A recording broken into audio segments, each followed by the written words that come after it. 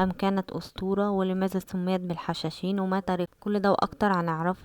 أنا نرمين. لايك وشير لو عجبكم الفيديو، تكتبوا لنا تحت في كومنت رأيكم. 11 الميلادي كان في دول إسلامية نزعوا على الحكم، مثل الدولة العباسية والدولة الفاطمية والدولة الخوارزمية والدولة السلاجقة، وكانوا تابعين للدولة العباسية ومذهبهم سني. أما الدولة الفاطمية فكانت شيعية إسماعيلية المذهب، وأن تكون الإمامة أحقية من نسل علي رضي الله عنه وزوجته فاطمة بنت رسول الله صلى الله عليه وسلم، ومن نسلهم حسن بن علي وحسين بن علي وعلي زين العابدين ومحمد الباقر وجعفر الصادق. وانقسموا بعد جعفر الصادق لقسمين: محمد ابن جعفر الذي مات في حياة والده، وموسى بن جعفر. ومن يؤيد موسى بن جعفر كان الشيعة الاثنى عشر، أما من يؤيد محمد بن جعفر فيدعون الشيعة الإسماعيلية. لماذا سميوا بالحشاشين؟ كانوا يتخفون بين الحشائش ويأكلونها، ومنهم رواية أخرى من يتعاطونها، ورواية أخرى من الغرب أن يطلق عليهم أسنس القتلة لكثرة اغتيالاتهم ودفعهم للقتل في سبيل أهدافهم. ونشأتهم مع نشأة حسن الصباح في مدينة قم بفارس. ولد في منتصف القرن ال11 وهو من أصول يمنية، وتعلم العلم والدين وثقف نفسه حتى عامه ال17. ديانته الشيعية الاثنى عشر، تم تغييرها بعد انتقاله إلى مدينة الري مع عائلته لشيعي إسماعيلي. وقد علمه كبير الدعاة العطاش علوم كثيرة مثل الهندسة والفلسفة والرياضيات والفلك والسحر وغيرهم من العلوم. وقد سافر إلى مصر لمقر الدولة الفاطمية ليدخل في البلاط الملكي للمستنصر بالله، حتى تم ترشيحه كوزير للملك، ولكن اتآمر عليه الوزير بدر الدين الجمال، وهو من كان الحاكم الفعلي للدولة العبيدية أو الفاطمية. فقد هرب من مصر وسافر إلى شمال أفريقيا وحمص وحلب في سوريا وبغداد وأصفهان لنشر دعوته. فبدأ بالتقرب من الدولة السلجوقية من بلاطها الملكي، ووزيرها يدعى نظام الملك في نشر مذهبه في إقليم الديلم ومازندران، وبعث جواسيس له داخل القصر السلطان السلجوقي مهدي. بعد وفاة الوزير بدر الدين الجمال ولى ابنه الأفضل، وبعد وفاة الخليفة المستنصر بالله عام 1094 487 هجرية حسب تولي العرف الخلافة هو نزار الابن الأكبر. وقد كان له أبناء آخرين مثل محمد وعبد الله وإسماعيل والمحسن والحسن والحيدرة، وأحمد هو الأصغر. لم يكن الوزير الأفضل يفضل نزار، وكان يفضل أحمد الأصغر، لأن أحمد كان في عمر 20 أما نزار كان في عمر 50. وكان أحمد متزوج من أخت الوزير، ويمكن أيضا السيطرة عليه في قراراته التي تخص شؤون الدولة. فقد قرر القبض على نزار وأخويه وسجنهم بمسجد القصر تحت المراقبة.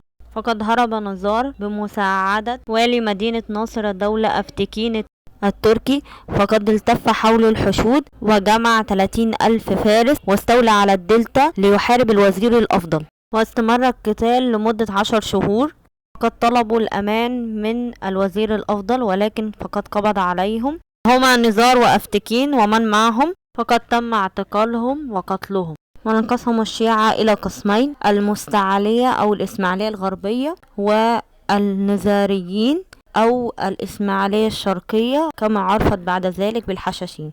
ولماذا سميوا بالحشاشين؟ هناك أكثر من رواية أنهم كانوا يختبئون الحشائش أو يتعاطونها، أو أنهم سموا بالحساسنة نسبة لحسن الصباح. أما تم إطلاق عليهم من غرب الأوروبي الأسنس بمعنى القتلة. ومن شعاراتهم كل ما هو ظاهر له باطن، وهو شامل في كل شيء في الحياة. أعجب حسن بقلعة آلموت، هي تتميز بالمنحدرات الجبلية ويوجد طريق واحد للدخول إليها. قد كان الحاكم السلجوقي الذي بعث له الجواسيس، فقد أعطى حسن لحاكمها 3000 دينار قطعة ذهبية ليرحل ويتخذها حسن كمقر لهم، ولم يغادرها سوى مرتين لمدة 35 عاما. ارتفاعها 2100 متر، وهي أرض خصبة تحيطها الهضاب والجبال. فقد نشر مذهبه في كل مكان، وتدريبهم على الطاعة العمياء والقتال والتخفي وتعليمهم لغات كثيرة، وأن يكونوا فدائيين ولا يهمهم الحياة أو الموت لدخولهم الجنة. وبحسب كلام ماركو بولو أنه قد صنع جنة داخل القلعة يدخل إليها الفدائي مخدرا ويخرج كذلك. استيلائهم على قلاع كثيرة مثل قلاع لاماسار بالقوة في منطقة رودبار وكوهستان وشوشان وقطين وطبس وتون. أدرك السلطان ملك شاه ووزيره نظام الملك خطر حسن وأتباعه. رفض حسن دعوته للانضمام للإسلام. قد أرسل السلطان بقيادة أرسلان تاش محاصرتهم لمدة 4 شهور. أرسل حسن 300 مقاتل سلاجقة وانتصر عليهم. قد أرسل السلطان جيشا آخر له، ولكن سرعان ما مات السلطان وانسحب الجيش إلى العاصمة ونشر دعوته من يعارضهم أو يقف في طريقهم. بقية بنشر مؤسسات ثقافية تعرف بالمدارس النظامية توعية ضد الفكر الشيعي. قتلوا وزير الملك نظام الملك بالسكاكين. صراعات على الملك. وقد تولى الابن الأكبر السلطان بركيا روك قام بالصلح مع الحشاشين والانحياز لهم على أن لا يقتلوا أحد ولا يدعوا مذهبهم، ولكن بدأوا في القتل والنهب والسلب وهجومهم على القوافل واستيلاء على قلعة كراكوه. قتلوا إحداهم قتل أمراء، وقتل أحمد ابن نظام الملك، وقتل وزير الأفضل بدر الدين الجمال، وقتل أيضا ابن أحمد، وتدبير لقتل الخليفة المأمون، وقتل الحاكم بأمر الله ووزيره دار الملك. فقد توفي حسن عام 1124 ميلادية 518 هجرية. وقد تولى أتباعه أي معترض على ما يفعلونه، مثل قتل السلطان السلجوقي داوود، وقتل عماد الدين الزنكي الذي تولى الموصل. ومنهم من آمن اسميا مثل الإمام جلال الدين. وقد أرسل للخليفة العباسي والدولة الخوارزمية والدولة السلجوقية أنه اتبع الشريعة وحرق كتب آباء وأجداده وذهب للحج. ومنهم من عاد للعهد القديم. فقد بدأ الإمام ركن الدين في التحالف مع العالم الإسلامي ضد خطر المغول والحملات الصليبية. فقد تم استيلاء المغول على شرق آسيا وهجومهم على الدولة الخوارزمية، وأيضا فقد تكونت إمارات صليبية في الشرق. بعد أن أسلم الأمان للمغول ركن الدين فقد قاموا باغتياله، استيلاءهم على القلاع ومنهم قلعة ألم وقتل وحرق كتب. فقد كان هناك معقل لهم في الشام لنشر دعوتهم وقلاع. فقد كان من الحكام الأتراك والخلفاء والصليبيين ينحازون لهم لمصالحهم الشخصية، مثل حاكم رضوان لوالي حمص مودو وقتل لؤلؤ. فقد أخذوا قلعة بنياس من ملك بردوين الثاني. قلاع أخرى بالقتل أو بالشراء مثل قلعة الرصافة والمنيق والخوابي والعليقية والمصياف على ساحل طرابلس، مثل قتل ريمورد الثاني صاحب إمارة طرابلس، والاتفاق مع عموري الأول لإعفائهم من الضرائب لقتل صلاح الدين. قد أرسلوا له الفدائيين، ولكن كشفهم الأمير خماترن لإسقاط الدولة الفاطمية ولحصار الحلب.